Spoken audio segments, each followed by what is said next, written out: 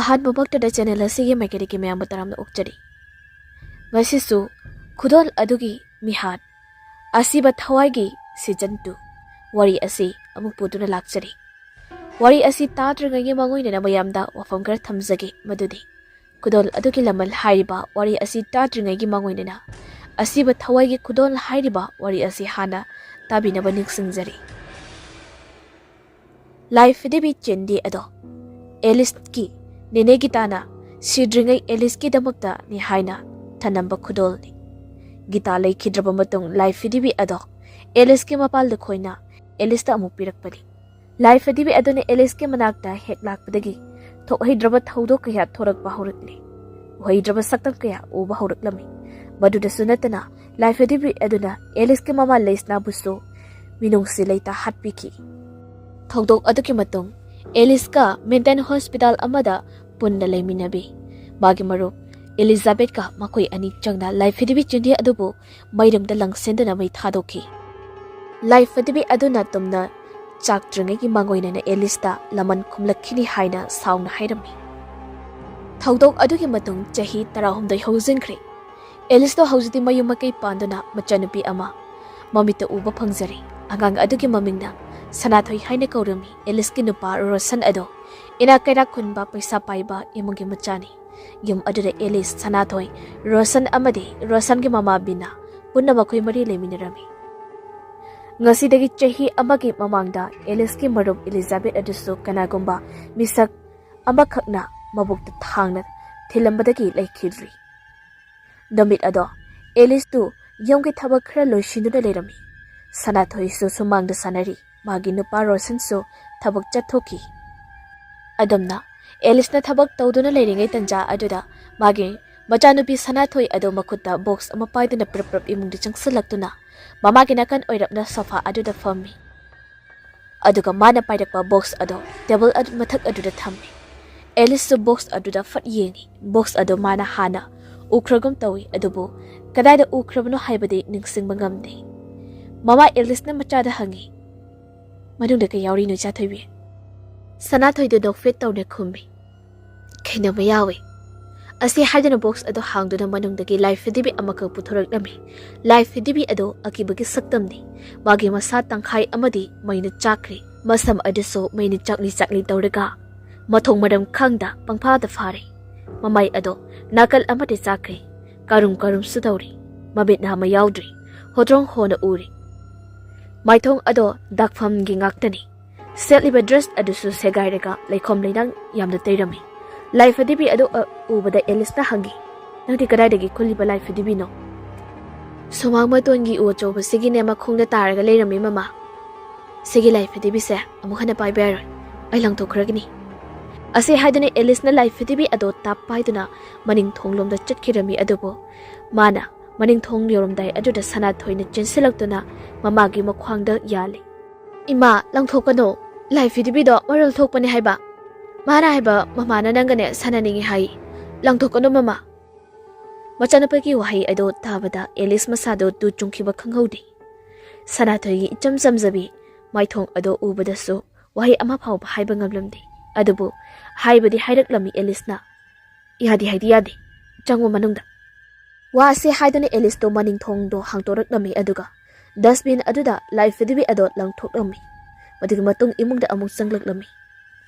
ꯑꯦꯂꯤꯁꯅ ꯏꯃꯨꯡꯗ ꯆꯪꯂꯛꯄ ꯃꯇꯝꯗ ꯁꯅꯥꯊꯣꯏꯗꯤ ꯊꯃꯣꯏ ꯁꯣꯛꯅ ꯀꯞꯇꯨꯅ ꯂꯩꯔꯝꯃꯤ꯫ ꯑꯦꯂꯤꯁꯅ ꯅꯝꯗꯨꯅ ꯁꯅꯥꯊꯣꯏꯕꯨ ꯆꯥꯛ ꯄꯤꯖꯔꯕ ꯃꯇꯨꯡꯗ ꯄꯣꯊꯥꯍꯜꯂꯝꯃꯤ꯫ ꯅꯨꯃꯤꯠ ꯑꯗꯨꯒꯤ ꯅꯨꯃꯤꯗꯥꯡꯅꯤ꯫ ꯔꯣꯁꯟꯗꯨ ꯊꯕꯛ ꯍꯜꯂꯛꯇꯨꯅ ꯗꯤꯅꯔ ꯆꯥꯔꯝꯃꯤ꯫ ꯗꯤꯅꯔ ꯆꯥꯕ ꯂꯣꯏꯔꯕ ꯃꯇꯨꯡ ꯔꯣꯁꯟꯅ ꯍꯪꯂꯛꯑꯝꯃꯤ, "ꯑꯉꯥꯡꯗꯤ ꯀꯔꯥꯏ ꯆꯠꯈ꯭ꯔꯒꯦ?" "ꯐꯃꯨꯡꯗ ꯆꯪꯈ꯭ꯔꯕꯅꯤ, ꯌꯥꯝ ꯀꯞꯈ꯭ꯔꯕꯅꯤ ꯃꯥ ꯉꯁꯤꯗꯤ." "ꯀꯩꯒꯤ ꯀꯞꯄꯤꯅꯣ ꯍꯥꯏꯁꯦ?" "ꯃꯥꯅ ꯉꯁꯥꯏ ꯂꯥꯏꯐꯗꯤꯕꯤ ꯑꯃ ꯁꯨꯃꯥꯡ ꯃꯇꯣꯟꯒꯤ ꯎ ꯑꯆꯧꯕ ꯑꯗꯨꯒꯤ ꯃꯈꯣꯡꯗꯅꯦ ꯈꯨꯜꯂꯛꯑꯦ, ꯑꯗꯨꯗꯣ ꯑꯩꯅ ꯂꯪꯊꯣꯛꯈꯤꯕ ꯑꯗꯨꯒꯤ ꯀꯞꯄꯤꯕ." "ꯏꯍꯦ, ꯀꯞꯄꯨꯔꯅꯨ ꯍꯥꯏꯌꯨꯅꯦ, ꯑꯩꯅ ꯃꯥꯒꯤ ꯂꯥꯏꯐꯗꯤꯕꯤ ꯑꯍꯟꯕ ꯑꯃ ꯂꯩꯔꯛꯂꯕꯅꯤ. ꯑꯝꯇ ꯆꯪꯉꯒꯅꯦ ꯄꯤꯕꯤꯔꯝꯃꯣ, ꯑꯩꯅ ꯄꯤꯔꯨꯔꯗꯤ ꯃꯥ ꯍꯦꯟꯅ ꯁꯥꯎꯔꯛꯂꯅꯤ." ꯑꯗꯨꯝꯅ ꯑꯦꯂꯤꯁꯅ ꯍꯥꯏꯔꯕꯗ ꯔꯣꯁꯟꯗꯣ ꯂꯥꯏꯐꯗꯤꯕꯤ ꯑꯗꯨ ꯄꯨꯗꯨꯅ ꯃꯆꯥꯅꯨꯄꯤꯒꯤ ꯃꯅꯥꯛꯇ ꯆꯪꯂꯛꯂꯝꯃꯤ꯫ ꯑꯗꯨꯕꯨ ꯁꯅꯥꯊꯣꯏꯅꯗꯤ ꯂꯥꯏꯐꯗꯤꯕꯤ ꯑꯗꯣ ꯂꯧ ꯍꯥꯏꯕ ꯌꯥꯔꯝꯗꯦ꯫ ꯔꯣꯁꯟꯅ ꯊꯣꯔꯛꯄ ꯑꯗꯨ ꯎꯕꯗ, "ꯂꯧꯍꯧꯔꯕꯣ?" "ꯂꯧꯍꯧꯔꯦ, Mana khulakpa life fitibi ado natrabadine atay amta pamdena tawrami. Aduda ainane namdana piramabani. Asam makoi anisu thabak loishilami. Madu loiraduna Rosani washroom da amok changlami aduga Alice na magi machanupi ki manakta sanglam adubo Alice na thong ado hangduna yengluba matamdadi magi machanupi sanathoi phamliba phamung adugi mamang oirapna ngasai mana dustbin aduda hundokhiba life fidibi ado phamduna leibada urami madu ubada Alice na pakat na hangi isa thoi sigi life fidibi sidi kamthong na sida lerami ba papa na igida malayakpa life fidibi do mapana matomta thokrini aduga mana sigi life fidibi mai na chakpise puraga la ini asi haidana no fit tawraga life fidibi ado adomak sanaduna lerami iharin tumose pungthengi ba asi haidana sarathoibu phamungda tumhalami aduga mai na chakliba life fidibi ado paiduna puthoraklaga dolangi staircase maton adudagi langthokkirami mathangi numit ki ayuktani Alice na makeup thorakpa matamda magi machanupi sanathoi di phamungda tumtuna leramdri madudagi Alice tu phuk hogatuna sanathoi ki sanapot ngakto thamliba room adomda changlaktuna yengnuba matamda sanathoi di carpet mathak aduda famlaga ngaragi maina chakhibi life fidibi ado paiduna sanaduna lerami Alice prap tawna machanupi ki manakta changsalaklami isa thoi nangdi kamdongna sise amuk lauririba Sanathoi na kumlaklami mamada tingang yengduna. Mama, ngosay yung atana ay na makeup thorakpada life fidibi sinane thongdo kokok thilaklini. Aduga ay na phamung nagi kumtharaga thong hanglagane yengmada life fidibi sa oiramini. Life fidibi aduna hauzik phawbagidi Sanathoi da kaisu thoidokpa amata tawraktri aduna ngak sanarasanu haina Alice na tawrami. Nomit adugi nungdangni. Thabak sing ado loina lushidaba matungda Alice tu kitchen da dinner semba laami. Hensang semda naba thang thirakpa matamda thang di leramdri. Thang ngakta thamba reg ado hangduna lerami. Madudagi Alice tu pakatna drawer sing ado hangdoktuna thang sorry leibra haina thiraklami. Kona thangda khwaidagi makha thangba drawers ado hangdokluba matamda thang khara yauduna lerami. Alice na thang sing ado lauthoklaga reg tu da amamamta oina thelami. Adubu thang amadi watli drawers adu da leramdi asumna drawers adu on otuna yenglakpada chena amakak thupchinduna yaurami Alice na sena ado lauduna phaktoklaga yengi agangba ikhengna asumna irami sorry aigi thangdo nangna mai thadok pikhiba adudagi sizinaba yakidri aduda nangi thangse Wari Iramliba wahai sing ado hek parubadagi Alice tu prap tongna staircase aduda kariklami. Sanathoi gi sanafam room ado adugi thongdo hangduna yenglubada onthokpa phibam amada lerami. Sanathoi do masapo ma ina pugluplupa makai famduna lerami. Thong hangtokpagi makhol tarakpa aduda Sanathoi do thonglomda phat yengthori aduga mayado ihi higatuna hairaknami. Hai mama Alice do Sanathoi gi akoipada yenglaknami. Laimai aduso iki ingaktani ikheng tairaba chera kharaso laimai da taduna leiri Alice sangsendo da chera sing ado khungkatli aduga manungde iramliba sing ado phaktok laga pai Sanathoi bu jeksen da thamu aina bu soidana hatkani maduge matung amuk su uri I tairaba thang sori ama taduna leiriba aduso madu ubada Alice to pakhatna hairaknami isa thoi nangdi kegi thangse pairamino Kanino nang ito risiba? Chindi na tao haide mama. Kanano chindi haide? May naisakpi life hide bido. Adugi maming ni. Ay na chindi haido.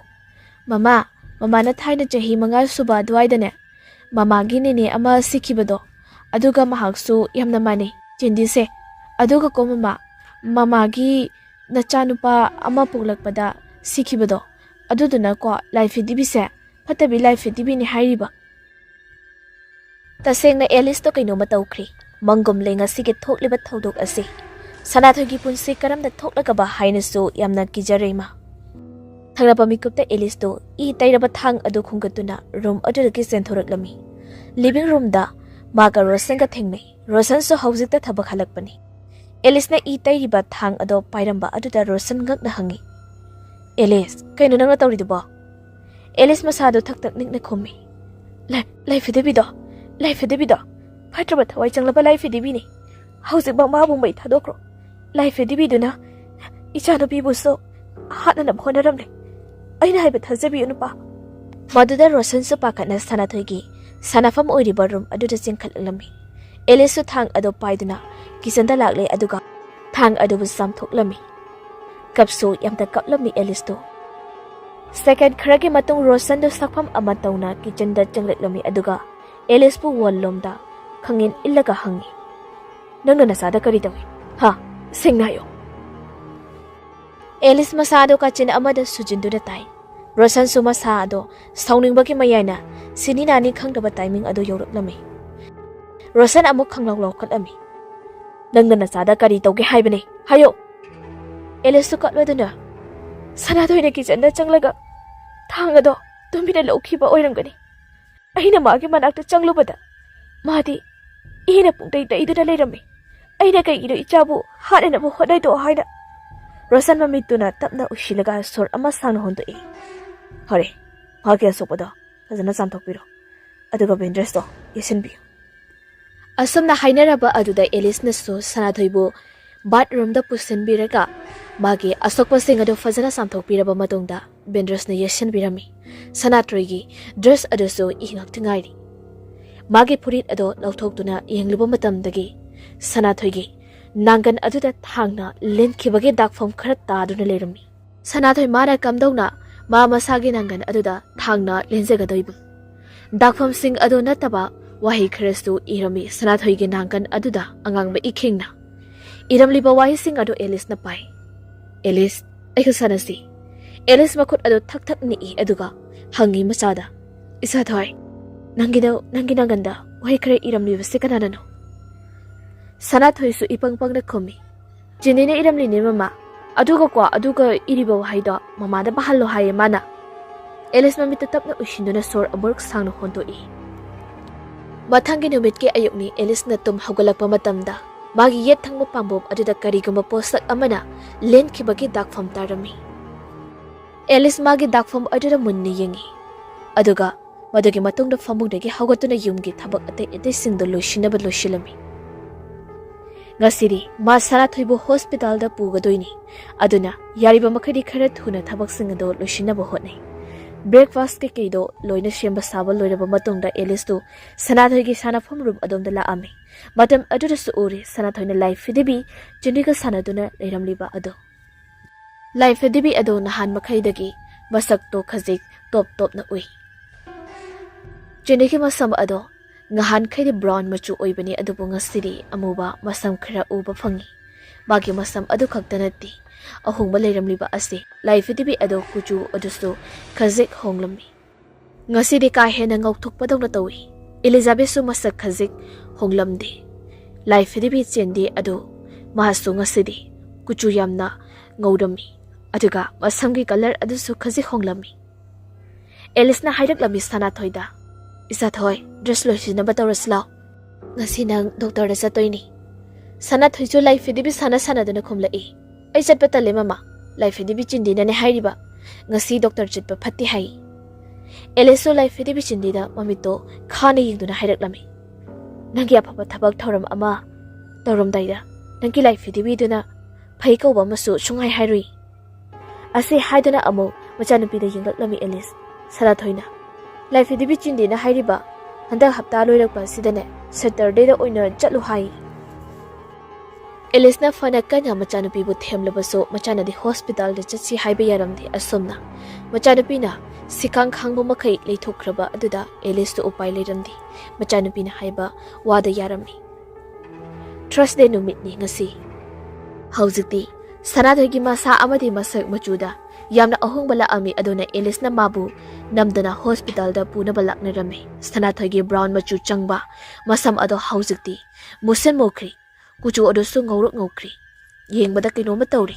Brown ꯃꯆꯨ ꯍꯥꯏꯔꯞ ꯆꯪꯂꯕ ꯁꯅꯥꯊꯣꯏꯒꯤ ꯃꯃꯤꯠ ꯑꯅꯤ ꯑꯗꯨꯁꯨ ꯍꯧꯖꯤꯛꯇꯤ ꯃꯨꯁꯤꯟ ꯃꯨꯈ꯭ꯔꯤ ꯑꯗꯨꯒ ꯀꯩꯒꯨꯝꯕ ꯑꯃꯇ ꯑꯦꯂꯤꯁꯅ ꯁꯅꯥꯊꯣꯏꯒꯤ ꯃꯁꯥ ꯁꯣꯛꯄ ꯃꯇꯝꯗꯁꯨ ꯃꯥꯒꯤ ꯎꯟꯁꯥ ꯑꯗꯣ ꯑꯥꯏꯁꯀꯨꯝꯅ ꯏꯪꯂꯝꯃꯤ ꯁꯅꯥꯊꯣꯏꯒꯤ ꯃꯥꯏꯊꯣꯡꯗ ꯃꯃꯣꯟꯕꯤꯅ ꯎꯒꯦ ꯐꯪꯂꯛꯇ꯭ꯔꯦ ꯑꯗꯨꯒ ꯃꯇꯝ ꯆꯨꯞꯄꯗ ꯃꯥꯒꯤ ꯁꯥꯟꯅꯐꯝ ꯔꯨꯝ ꯑꯗꯨꯗ ꯂꯩꯗꯨꯅ ꯂꯥꯏꯐꯤꯗꯤꯕꯤ ꯆꯤꯟꯗꯤꯒ ꯁꯥꯟꯅꯗꯨꯅ ꯑꯗꯨꯃꯛ ꯂꯩꯔꯝꯃꯤ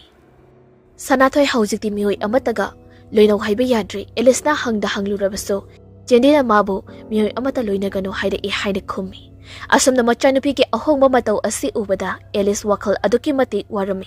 amadi kaptuna da leirami Numit ado Elisu thabak ingkhang loisilamlaga Sanathoi na sanariba room adomda laami Adubu mana Sanathoi leiriba room aduki mapa yaudringai nupa macha amakak thongjin aduda matung olaga lepliba adu urami Elis tongak chanana sumsum changsalakami thangnaba mikopta nupa macha ado mamai tapna leiduna Elis ta yenglakami nupa macha ado atai kana sunati Elis ki sikraba macha nupa Thanel si Sanathoi gi di mabungni Thanel gi saktam ado ubuda Elis mamitagi mapi sinthaduna tapna koi imagi Thanel su nafe tongna kumla ami kay hagi ma nangdi sida kay daw balakli ba daw imagi Thanel sakfam khajik hanjanki aduga thawai nungay tama saktam da hairak-lami ima aina Jackson Warren khara hairiba se mona tabiyo aigi jal Sanathoi se laifdibi asina sanaduna leiri laifdibi asina sum krima aina Sanathoi ga wari sananaba hodai adubu laifdibi dona Sanathoi da aiga wari sanagano haina adumo inshile haujiti Sanathoi so aina haiba wa amta takidri yariba makaidi khara thuna imana amaiba makaubiyo aduga laifdibi ase matam supagi oina makandanaba amukta tanabiyo matam aduda Sanathoi so hanagi punsida amuk hanjilakpa ngamgani laifdibi asida changliba thawai se tanthokraba matung imana laifdibi ase maina tumna thadokbiyo aduga amuk laifdibi adugi utsingdo chekhaibiyo magi utchakhaiba aduda amaibana lairon sholaba asengba isingda abuk saithokbi Sanathoi gi thawai bu laifdibi sina lokthoknaba hodari doctor da pubagi mahut amaibi tanaraga amaiba matanabiyo tintharanoima matamse kushilakdri asamna wai singdo hairamlaba matung tomthilgi haksang ado manin onduna paiki madudagi Elis to Sanathoi na leiriba ram aduda sangsilima matam aduda ure Sanathoi gi khazai namada thangna lenkhibagi dakfam ama tariba ado sokpa mafam adudagi su chintharakdami madu ubada Elis na Sanathoi gi pambomda tapai matam aduda Sanathoi do asawa amaga loinana maya launa kaduna kanna lausilaklami Elis so khangprek khangdaduna Sanathoi bu phathadoki thangnaba mikopta Sanathoi do mamit khana magi mama Elis ta yenglaknami machagi matau aduda kiraduna Elis to Sanathoi dagi tamna tung haladuna hundoklami asumna sum haladuna lakpana Elis to room adugi mapan thokhirami room adugi wangma heklan kibaga Elis na khulai thuna room adudagi thongju thingzili aduga khonglai thuna magi room adomta laktuna phone adu tap lauki phone aduda number khrin name aduga dal toraba matungda nakongda thamduna reset torapa ngairi Elis ka masak manaba amaibi amakhak ki number dani mana call toriba ado ring ama ani chetpaga amaibi ado receipt adomak toraklami hello Isesan aina ginati ngamta darkar ama oiri emergency ni oh Elias hayo kari problem leire aigi sanapi Sanathoi duni mase kanagumba amagi thawai changlaba male isana hairaknami ha kamdawna no haisibo yamna sangbo wari ni ado ai samjilaga hairaki thaina aina ngangoi ringai laifdibi ama pairami thawai changlaba laifdibi ne dudo madugi matung sahi khargi matung aigi ichadopida amuk laifdibi ase thengnarakpani iharadi ise ngasi amukta lakpiyo ai mateng amukta pangbiyo aigi ho phare ai lagi hauji Thagatchari ise asamna hainaraba matungda call adu thamnakri aduga Elis to yum adugi gate ta thoraktuna isa lakpa ngairami pung ama muki matung ichansu Elis khoigi mayumda laami makoi ani punna yum manung aduda sanglaami yum adugi manungda makhongdo hekan silakpaga ichan ado masada tu chungkhiba khangodi thangnaba mikopta ichan mamitamda ushili aduga sordo sangna hontoklaga mamitu pangduna hairaknami yum asida phatraba thawai amakhak leiri thawai aduna nangbu pamli Elis kamdongna thawai ase mangan khidoino life dibi ase mai tharaba matu ud ado sekhairabadi aduga laige asengba isingdo amuk chaisilabadi adubu tawgadabu thabak ase araiba thabak dinati life dibi ase so soidana nakhoida landarakani laibak thiribadi life dibi asige makhutta mi fawba sigani adunane life dibi ase mai thage hairabadi lawsingnane upai tawduna mai thagadabani life dibi ase nati phatribadi mangonda sangduna leiriba thawai aduni adudi kamdawna life dibi sigi makhutagi ahi sanupi bukangani life dibi adunane nanga sanaba pami mana hairiba ado nangna tawrabadi soidana nangina sanupi bu mana thadorakani aina maga sanaba haise aigi thawai mangoda sinabaga chapmana doira isana sordo amurak sangna hodolaga elista ningamda yeng ami atay upai leiraro elis nange thawai do kathokpa natraga nangi na sanupi gi thawai kathokpa asinatana upai leiroi masidi nange aningma pambani isan ki wahedo elis ke mafamdadi makokta braza tarakpagum thoki elis wakhal muna khalabatung isan hangla ami ise na kana hona biduna aigi sada changliba thawai ase lauthok bidaba yadri hoi aina kana hona rabode mahabusu kanba yai ai hoso hanagi adubu kaigumba mangonda changliba thawai aduna yamna sakthi leiba mapangan kanba thawai oiramlabadi aina fana kana hona rabasu mai pakpa ngamla ahoina dum mage asawba oiraduna nasanupigi thawai mangkibasu yai ihargadi isena fana honabiyo aigi isage thawai dadi kanbiyo mangonda changliba thawai asi nene gitage thawai adu oirangadoini mani aina sum khanbada nange yumda leiriba ase thawai anini nangi nene gi thawai aduga sanathoi hakchangda changdri adubu sanathoi punsida yamna phatkidaba mihoi amakhakti thawaini hojik sanathoi da changliba ase phare aiso lai khoiram badane changadaba poche singdo lawrukhigi nang yumsida leiramo yariba makai nang mage manakta changsingano phatraba thawai aduna ai mapam asida lakle haiba khanglabanina nangonda mana soidane attack tawrakani madudagi ngak thoknaba nang chari ase sijilo seloro aisu mage manakta sangdunane magi pibamdo amukta yenglugi asi haiduna ichenna chari ama elista firami aduga kichalomda hana changlami kisandagi thum hapa patra adu paiduna sanathoina leiriba room adu changkhirami isanado thum ado patra da solaba matung sanathoi ki mangda thamdoini adu oirabadi sanathoi do room adugi mapanda thokpa ngamloi somda elisu living room aduda pakhatna lepli minute khare ki matungda ichan gi mamai do khujina khotpagi dakfam khare taraga sanathoi ki room dudagi thoraklami madu ubada elista pakhatna hangi ise kamaina tawrido aina magi room dugi mamang oirapna thumpatra ase thambani adubu ikhang khangauda ma room manungdagi chenthoraklaga aigi haksangda chongkhalak tunane aigi maida khujinjina kholakpani karimta waganu hausikti ma room ajudane thorakpa ngamlaroi ai thoina pochai singdo lorage lai khoramna ba tawrase aduga asumna hairamlaba matungda ichando yum adugi manungdagi prap chatkirami hausikti elis khaktamak na heuri yum aduda aduga phatraba thawai animakso yum adugi manungda leiri tanja aduda elis mana lepliba adugi matung oirapna miyoi amakhak changsalakpagi khongthang makhol aba taraklami elis mihul mathongwaram khangda chongkhalai elis tapna mamai leiduna yengi uri mage saktam ado phatrabi life fedibi chindi ki saktam do khazai ado nakan nama ama maina chakli nakan amana chekhairi leikhom leinang su itei dairi masamana su maina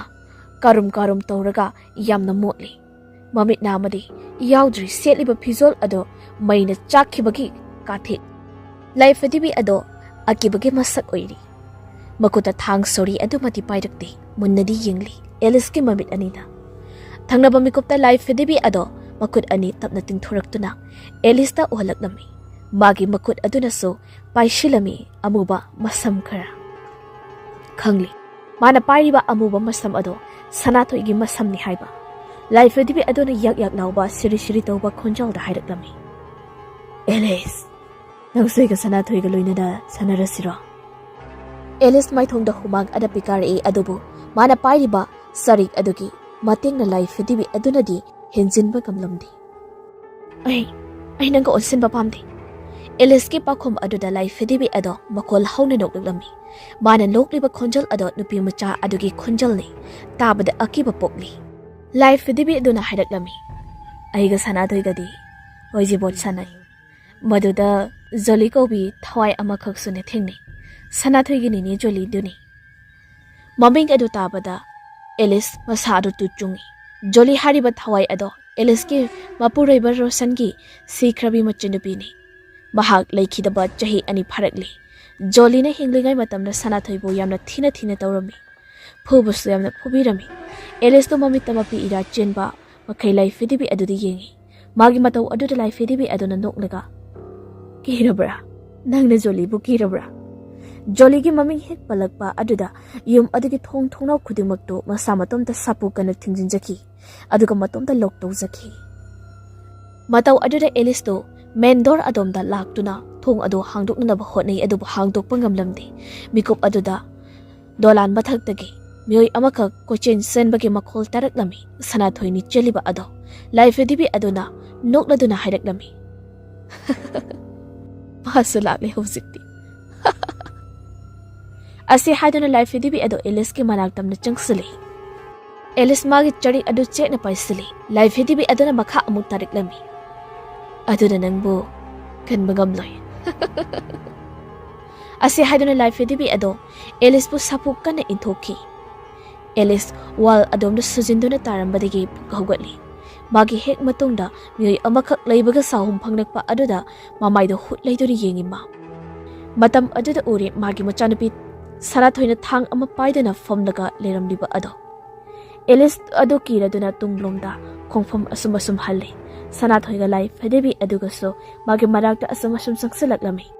Thangnaba mikupta Alice tuna khongpham chada adumak tusilli. Makuk aduna flower vase amada yaisenbadake magyan mangki. Alice na gya lakpa mikupta magi nupa Rosan ga amaibi isan gana magi manakta leirami. Rosan so haujikti wari loina khanglabanina ichana tauba thabakta ayaba pirami. Alice te masa soli banina magi room da lehauri. Aduga Rosan ga isan gana Sanathoi gi manakta sangkiraklami aduga lai khoramnabagidama. Minute kharagi matung Alice to ising khorang badaki magi room dagi thoraktuna kitchen lomda laami. Kitchen hek yobaga Alice na uri. Petron bottle amakhak besan mathakta leiriba ado. MIHAT box amakhak so manakta leiri. Alice ta adom na kitchen da leiri ngai tanja ado da. Mihoi amakhak kitchen da changlakpagi khongthang makol ama taraklami. Alice mamai ado leiduni yenglubada khangi changlakliba ado life dibi chinde ne haiba. Alice mamai du tapna leiduna life dibi ado da yenglaklami ma. Life dibi ado chimbalda akhaba minok ama noktuna mangonda munna yengduna leirami. Alice matam manghanba chumdre khalle aduda life dibi ado udana ba haiduna magi makhut aduna thongi marumda petrol bottle adu loduna makum hangtoklami. Life dibi aduna chingnadana ba haiduna asumda hairami. Hausiti ai nang haibadu yaregi nang sanase haibado ayaregi wahai adu tabadu chendi mai thong baka lamlok emi aduga harauna noksi mana ngamle matagum tanja aduda Alice na petrol bottle ado Chende da haijilami aduga MIHAT ado chuduna langsilaklami. Haujikti life dibi chende ado maina chakpa hurakli. Ayapa khonjal aduna kada kana sulawi ma. Kitchen manung ado chende chakpagi mairi aduna pungan ngan. Life dibi ado law khongduna maisa khangli bada ubada. Alice mabukning khazik olakpagum tori. Upai leitrabi life dibi ado ubada. Alice magi haukraba punsi ado ningsinglaklami. Mana chahi manga khakta ngairingai matamda nene gitana mabu tamthina phu chaikhiba mayam ado mamita uraklami karisu khangjadribi angang oiribi Alice po saifam naina phukibana madugi maralna haujikti maina chakle chindi do haukiba wari ado ningsingdana Alice do mamitagi mapira sintharaklami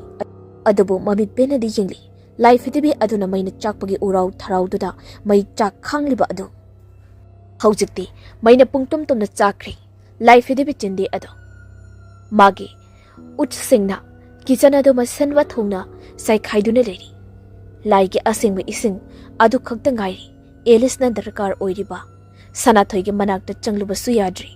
लाई खोइरंबा लोइद्री मखोइ अदुगा अमुक्सु लाई फिदिबि चिंदीगी उट्सिंग अदु अदुमक हुंदोकलंबा याद्री कनाना खंगबा उट्सिंग अदुगी pull-up खोमजिंदुना लाई फिदिबिगी मसक्तो अमुक लौरपसु मदुदगी एलिसतो वखल अमा लाक्ले किचनगी glass अचौबा अमा पाइदुना मखोइ युमदगी खितंग चटलगा लेबा लाइगी पुखरी अदोमदा लाक्तुना इसिंग सोक्लम अदुगा अमुक मयुमदा हलक्लमी एलिसना मखोइगी gate मनुंगदा हेक चंगलकपगा मागी ममांग मक्तदा लेप्तुना Laramie लाई फिदिबि चिंदी अदो मकुत्ता ई तैरब थांग अमा पाइदुना अमो हाना sakpom kairiba adudagi mathakta haujing hena sakpom do kairi kendidu masa pomba kathekli musanbori maital oli masado magi ngori basaru khaibabu mamit nama adu kakni masam adusu karu karu tasin laklami elisa namari sap leptuna life dibi aduda yingliga le thanglaba mikupta life dibi ado khonglei thuna elis ke manakta changsalakami elisu tung handura chenge tawbada khongphom chahaudabadagi tushili मकुता पाइरकपा लाइगी इसिंग अदुसो लोइना हाइदोक्री अदुका life फिदिबि अदुना थांगना लंगकपदा एलिस के मकुता पाले एलिसना थांग अदु मकुतागी फट सतोई अचौबा दाखफम अमा तादुना लेहौरी लाइफ फिदिबि अदुसो चिंबालदा साथीबा मिनोक अमा नोकलगा एलिस के मनाक तमना चंगसलकलमी एलिस मागी नाकना तारिबा ग्लास अदो लौखतली इसिंग खजिकति यावरी ग्लास अदो खुंगतुना मा खोंगलेथुना गेट वांगबोटे सेंथोरकलमी नुमिदांगी मतम ओइबना लंबी अदुसो मी अमता चटनदी एलिस माना लाक्लिबा अदुसो मखोइ युंगी मनाक्ता लेबा उमंगी लंबी अदुदनी माना अस्तुमना लंबी अदुदा चटलिंगै मागी अकोइबदा मियोइ अमखकना नोखेबगे मखोल ताइ अदुगा सॉट सॉट हाइदना मागी मतुंग इनरकपगे सहुमसु फंगी अदुबो मा हना यिंगलुद्री ग्लास अदु चेना पाइदुना अदुमक चेटली एलिस तो उमंग अदुगे लंबीदा सत्प याबा चटलबा मतुंग मागे मयुंगे गेट अदो तारकलमी कोक ngawri masu yum adugi chen thoraklaga kamdawna yum adugi gate ता अमुक यौरकलिबनो हाइना हदकति एलिस तो यum manungda चेंसिले अदुबु माना किचन चंगलकपा मतमददि लाइफदिबि चिंदे अदो मै चाकिबगी उच्सिंग अमता लेरमद्रि लाइफदिबि अदुसु लेरमद्रि मिकोप अदुदा रोशनगा इचनगसो सनाथोइगी रूमदगी थोरकलमी मकोइ अनि थोरकपा उबदा एलिस तो हंगी कमाइ तौरगी से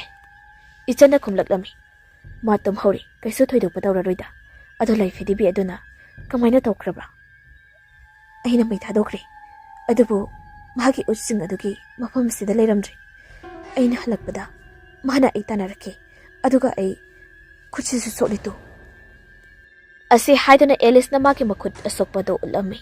नुमिदांग अदुदुमादी थोइदोकपा अकी अखंग थोइदोकपा अमता थोक्ट्री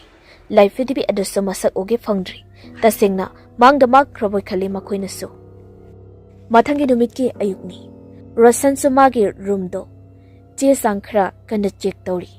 एलिसु लिविंग रूम अदुदा फमलगा TV ngihak yenglambadagi bedroom da laklami sanathoi tumahubado makeup thoklabra yengba oina adubu Alice ना bedroom ado hangduna changluba matamdadi magi machanupi sanathoi adu bedroom aduda leramdri ngihak tuda koksawi kaima machanupi ado kadaidabu leikrabano khallima bedroom da attached tawba washroom da leirambra yai haina khalna Alice tu chaning tana sor amar hontoi aduga washroom adamda laktuna thong adu takna hang adubu washroom manungda magi machanupi sanathoi adudi leirambagi mahut magi sikraba machanupa thanelgi thawai oina leptuna leirami Alice ना हंगी थानेल सनाथोइदी कदाइदा लेख्रे थानेल ना खुमलकलमी इमा life फदिबिदा इमाना life फदिबिदुदा लागी असेंब इसिंग साइसनबिदि अदुगा life फदिबि अदुगी उच्सिंगदुसु सखाइबिदि हौजिकति उच्सिंगदुना अमता ओइना पुनसिलगा life फदिबि अदुगी हक्सांगदो अमुक सेमख्रि life फदिबि अदो महंद्रि यामना थोना इमाना life फदिबि अदुबु मै थादुना मखनबियो थानेलगी वाहे अदु ताबदा Alice सब लेप्तुना लेखि मसा पुंबा चेंग खैबगुमना दिखि ꯂꯥꯏꯐꯗꯤꯕꯤ ꯑꯗꯨ ꯍꯧꯖꯤꯛ ꯐꯥꯎꯕ ꯃꯥꯡꯗ꯭ꯔꯤ ꯑꯗꯨꯒ ꯃꯥꯒꯤ ꯃꯆꯥꯅꯨꯄꯤ ꯁꯅꯥꯇꯣꯝꯕꯤ ꯑꯗꯨꯅ ꯔꯨꯝ ꯑꯁꯤꯒꯤ ꯃꯅꯨꯡꯗ ꯂꯩꯔꯝꯗꯦ ꯑꯦꯂꯤꯁ ꯂꯩꯃꯥꯏꯗ ꯐꯝꯊꯔꯛꯏ ꯑꯗꯨꯒ ꯀꯞꯂꯗꯨꯅ ꯍꯪꯉꯤ ꯊꯥꯅꯤꯜ ꯁꯦꯡꯅ ꯍꯥꯏꯌꯨ ꯑꯩꯒꯤ ꯏꯆꯥ ꯁꯅꯥꯇꯣꯏ ꯀꯗꯥꯏꯗ ꯂꯩꯈ꯭ꯔꯕꯒꯦ ꯅꯪꯒꯤ ꯅꯁꯛ ꯀꯗꯥꯏꯗ ꯂꯩꯈ꯭ꯔꯕꯒꯦ ꯃꯤꯀꯞ ꯑꯗꯨꯗ ꯑꯦꯂꯤꯁ ꯃꯥꯒꯤ ꯃꯁꯥꯗ ꯑꯍꯤꯡꯕ ꯅꯨꯡꯁꯤꯠ ꯑꯃꯈꯛ ꯁꯤꯠꯆꯜꯂꯛꯑꯝꯃꯤ ꯃꯃꯥꯏ ꯂꯩꯗꯨꯅ ꯇꯞꯅ ꯇꯞꯅ ꯌꯦꯡꯊꯣꯛꯂꯨꯕ ꯃꯇꯝꯗ ꯔꯨꯝ ꯑꯗꯨꯒꯤ ꯊꯣꯡꯅꯥꯎ ꯑꯗꯣ ꯍꯥꯡꯗꯣꯛꯇꯨꯅ ꯂꯩꯔꯝꯃꯤ ꯑꯦꯂꯤꯁ ꯊꯣꯡꯅꯥꯎ ꯑꯗꯣꯝꯗ ꯆꯦꯟꯁꯤꯟꯗꯨꯅ ꯌꯦꯡꯉꯤ ꯀꯥ ꯍꯦꯟꯅ ꯃꯝꯈꯤꯕꯅ ꯃꯄꯥꯟꯗ ꯀꯔꯤꯁꯨ ꯂꯩꯕ ꯎꯔꯝꯗꯦ ꯃꯇꯣꯝꯇ ꯃꯄꯥꯟ ꯊꯣꯛꯄ ꯀꯤꯔꯗꯨꯅ ꯔꯣꯁꯟꯕꯨ ꯀꯧꯔꯛꯂꯝꯃꯤ ꯇꯥꯃꯣ ꯇꯥꯃꯣ ꯊꯪꯅꯕ ꯃꯤꯀꯨꯞꯇ ꯔꯣꯁꯟꯗꯨ ꯔꯨꯝ ꯃꯅꯨꯡ ꯑꯗꯨꯗ ꯆꯦꯟꯁꯤꯜꯂꯛꯂꯝꯃꯤ ꯔꯣꯁꯟꯅ ꯄꯥꯈꯠꯅ ꯍꯪꯉꯤ ꯁꯅꯥꯊꯣꯏꯕꯤ ꯀꯗꯥꯏꯗ ꯆꯠꯈ꯭ꯔꯒꯦ ꯑꯦꯂꯤꯁ ꯍꯦꯛ ꯍꯦꯛ ꯂꯥꯎꯅ ꯀꯞꯅ ꯃꯈꯣꯜ ꯊꯣꯛꯅ ꯀꯞꯂꯗꯨꯅ ꯊꯣꯡꯅꯥꯎ ꯑꯗꯨꯗ ꯃꯈꯨꯠ ꯊꯤꯜꯂꯤ ꯂꯩꯃꯥꯏ ꯑꯗꯨꯗꯁꯨ ꯐꯝꯊꯩ ꯃꯥ ꯂꯦꯞꯄ ꯐꯥꯎꯕ ꯉꯝꯗ꯭ꯔꯕꯅꯤ ꯊꯪꯅꯕ ꯃꯤꯀꯨꯞꯇ ꯑꯦꯂꯤꯁ ꯋꯥꯈꯜ ꯑꯃ ꯂꯥꯛꯂꯤ ꯃꯄꯤ ꯑꯗꯨ ꯐꯠ ꯐꯠ ꯇꯩꯊꯣꯛꯂꯕ ꯃꯇꯨꯡꯗ ꯍꯧꯒꯠꯇꯨꯅ ꯔꯨꯝ ꯑꯗꯨꯗꯒꯤ ꯆꯦꯟꯊꯣꯛꯈꯤ ꯔꯣꯁꯟꯁꯨ ꯃꯥꯒꯤ ꯃꯇꯨꯡ ꯏꯟꯅꯗꯨꯅ ꯆꯦꯟꯊꯣꯔꯛꯂꯝꯃꯤ ꯃꯦꯟ ꯗꯣꯔꯒꯤ ꯊꯣꯡ ꯑꯗꯨ ꯍꯥꯡꯗꯨꯅ ꯁꯨꯃꯥꯡꯂꯣꯝꯗ ꯆꯦꯟꯊꯣꯔꯛꯂꯒ ꯃꯆꯥꯅꯨꯄꯤꯕꯨ ꯊꯤꯔꯝꯃꯤ ꯃꯐꯝ ꯈꯨꯗꯤꯡ ꯀꯣꯟꯅꯊꯪꯗ ꯃꯈꯣꯏꯒꯤ ꯁꯨꯃꯥꯡ ꯃꯇꯣꯜꯒꯤ ꯎ ꯄꯥꯝꯕꯤ ꯑꯆꯧꯕ ꯑꯗꯨꯒꯤ ꯃꯈꯣꯡꯗ ꯊꯦꯡꯅꯔꯤ ꯃꯥꯒꯤ ꯃꯆꯥꯅꯨꯄꯤ ꯁꯅꯥꯊꯣꯏꯗꯨ ꯁꯅꯥꯊꯣꯏꯒꯤ ꯑꯁꯤꯕ ꯍꯛꯆꯥꯡ ꯑꯣꯏꯅ ꯇꯥꯗꯨꯅ ꯂꯩꯔꯝꯕ ꯑꯗꯨ ꯊꯦꯡꯅꯔꯤ ꯑꯦꯂꯤꯁ ꯀꯞꯂꯗꯨꯅ ꯁꯅꯥ ꯃꯃꯥꯒꯤ ꯁꯅꯥꯊꯣꯏ ꯑꯁꯨꯝꯅ ꯆꯦꯟꯁꯤꯟꯗꯨꯅ ꯃꯆꯥꯅꯨꯄꯤ ꯑꯗꯨꯕꯨ ꯄꯝꯈꯠꯂꯤ ꯁꯅꯥꯊꯣꯏꯒꯤ ꯍꯛꯆꯥꯡ ꯑꯗꯨ ꯎꯟꯒꯨꯝꯅ ꯏꯪꯂꯤ ꯃꯤꯍꯨꯜ ꯍꯨꯟꯗ꯭ꯔꯤ ꯁꯅꯥꯊꯣꯏꯒꯤ ꯃꯉꯛꯁꯝ ꯑꯗꯨꯁꯨ ꯊꯥꯡꯅ ꯂꯦꯟꯈꯤꯕꯒꯤ ꯗꯥꯛꯐꯝ ꯑꯆꯧꯕ ꯑꯃ ꯇꯥꯗꯨꯅ ꯂꯩꯔꯤ ꯁꯅꯥꯊꯣꯏꯅ ꯊꯣꯡꯅꯥꯎꯗꯒꯤ ꯆꯣꯡꯊꯕꯗ ꯗꯥꯛꯐꯝ ꯑꯗꯣ ꯇꯥꯒꯗꯕ ꯅꯠꯇꯦ ꯂꯥꯏꯐꯗꯤꯕꯤ ꯆꯤꯟꯗꯤ ꯑꯗꯨꯅ ꯊꯥꯡꯅ ꯂꯦꯟꯕ ꯑꯣꯏꯒꯅꯤ ꯌꯨꯝ ꯑꯗꯨꯒꯤ ꯋꯥꯜ ꯑꯗꯨꯗ ꯁꯅꯥꯊꯣꯏꯒꯤ ꯏꯈꯦꯡꯅ ꯁꯨꯝꯅ ꯏꯔꯝꯃꯤ ꯃꯊꯪꯗ ꯅꯪꯅꯤ ꯑꯦꯂꯤꯁ ꯑꯦꯂꯤꯁ ꯃꯁꯥꯗꯨ ꯄꯨꯝꯕ ꯇꯨ ꯆꯨꯡꯈꯤ ꯃꯥꯒꯤ ꯅꯥꯀꯟꯗ ꯌꯦꯡꯊꯣꯔꯛꯏ ꯑꯗꯨꯕꯨ ꯃꯥꯒꯤ ꯃꯄꯨꯔꯣꯏꯕ ꯔꯣꯁꯟꯗꯤ ꯃꯐꯝ ꯑꯗꯨꯗ ꯂꯩꯔꯝꯗ꯭ꯔꯤ ꯌꯨꯝꯒꯤ ꯒꯦꯠ ꯃꯅꯥꯛꯇ ꯀꯔꯤꯒꯨꯝꯕ ꯄꯣꯠꯁꯛ ꯑꯃꯈꯛ ꯂꯩꯃꯥꯏꯗ ꯇꯥꯕꯒꯤ ꯃꯈꯣꯜ ꯊꯣꯔꯛꯂꯝꯃꯤ ꯑꯦꯂꯤꯁꯇꯨ ꯍꯧꯒꯠꯇꯨꯅ ꯒꯦꯠꯂꯣꯝꯗ ꯂꯥꯛꯂꯝꯃꯤ ꯆꯤꯟꯗꯤ ꯑꯣꯏꯔꯝꯒꯅꯤ ꯈꯟꯅ ꯑꯗꯨꯕꯨ ꯒꯦꯠ ꯃꯅꯥꯛ ꯑꯗꯨꯗ ꯃꯥꯒꯤ ꯆꯤꯟꯗꯤ ꯂꯩꯔꯝꯕꯒꯤ ꯃꯍꯨꯠ ꯃꯥꯒꯤ ꯃꯄꯨꯔꯣꯏꯕ ꯔꯣꯁꯟꯒꯤ ꯑꯁꯤꯕ ꯍꯛꯆꯥꯡ ꯑꯣꯏꯅ ꯏꯈꯦꯡꯂꯛꯇ ꯇꯥꯗꯨꯅ ꯂꯩꯔꯝꯃꯤ ꯃꯤꯀꯨꯞ ꯑꯗꯨꯗ ꯑꯦꯂꯤꯁ ꯃꯥꯒꯤ ꯌꯦꯠ ꯊꯪꯕ ꯈꯣꯡꯃꯤꯠ ꯑꯗꯨꯋꯥꯏꯗ ꯆꯩꯅꯥ ꯐꯥꯎꯔꯛꯂꯝꯃꯤ ꯀꯔꯤꯅꯣ ꯍꯥꯏꯗꯨꯅ ꯌꯦꯡꯊꯔꯨꯕ ꯃꯤꯀꯨꯞꯇ ꯊꯥꯡ ꯑꯃꯈꯛꯅ ꯃꯥꯒꯤ ꯃꯈꯣꯡ ꯑꯗꯨꯗ ꯊꯤꯜꯂꯒ ꯂꯩꯔꯝꯃꯤ ꯑꯗꯨꯒ ꯂꯥꯏꯐꯤꯗꯤꯕꯤ ꯆꯤꯟꯗꯤ ꯑꯗꯨꯁꯨ ꯀꯥꯔꯨꯝ ꯀꯥꯔꯨꯝ ꯇꯧꯕ ꯁꯛꯇꯝ ꯑꯗꯨꯗ ꯂꯦꯞꯇꯨꯅ ꯃꯌꯥ ꯏꯍꯤ ꯍꯤꯒꯠꯇꯨꯅ ꯂꯩꯔꯝꯃꯤ ꯑꯦꯂꯤꯁ ꯆꯩꯅꯥ ꯈꯥꯡꯅ ꯂꯥꯎꯏ ꯑꯗꯨꯕꯨ ꯃꯥꯕꯨ ꯀꯦꯟꯕꯤꯅꯕ ꯀꯅꯥꯁꯨ ꯂꯩꯇ꯭ꯔꯤ ꯑꯦꯂꯤꯁ ꯃꯈꯣꯡ ꯑꯗꯨ ꯐꯠ ꯀꯥꯎꯊꯣꯛꯏ ꯊꯥꯡ ꯑꯗꯣ ꯃꯁꯥꯗꯒꯤ ꯀꯦꯟꯈ꯭ꯔꯤ ꯑꯃꯨꯛꯀ ꯍꯦꯟꯅꯁꯨ ꯆꯩꯅꯥ ꯐꯪꯉꯤ ꯃꯥ ꯂꯥꯏꯐꯤꯗꯤꯕꯤ ꯑꯗꯨꯗ ꯌꯦꯡꯂꯛꯄ ꯃꯇꯝꯗꯁꯨ ꯆꯦꯟꯗꯤꯗꯤ ꯃꯐꯝ ꯑꯗꯨꯗ ꯂꯩꯔꯝꯗ꯭ꯔꯤ ꯃꯤꯀꯨꯞ ꯑꯗꯨꯗ ꯑꯦꯂꯤꯁꯀꯤ ꯃꯕꯨꯛ ꯋꯥꯏꯗ ꯀꯔꯤꯒꯨꯝꯕ ꯄꯣꯠꯁꯛ ꯑꯃꯈꯛꯅ ꯊꯣꯝꯂꯛꯂꯝꯃꯤ ꯆꯩꯅꯥ ꯈꯥꯡꯅ ꯂꯩꯃꯩꯗ ꯇꯥꯏ ꯑꯦꯂꯤꯁꯇꯨ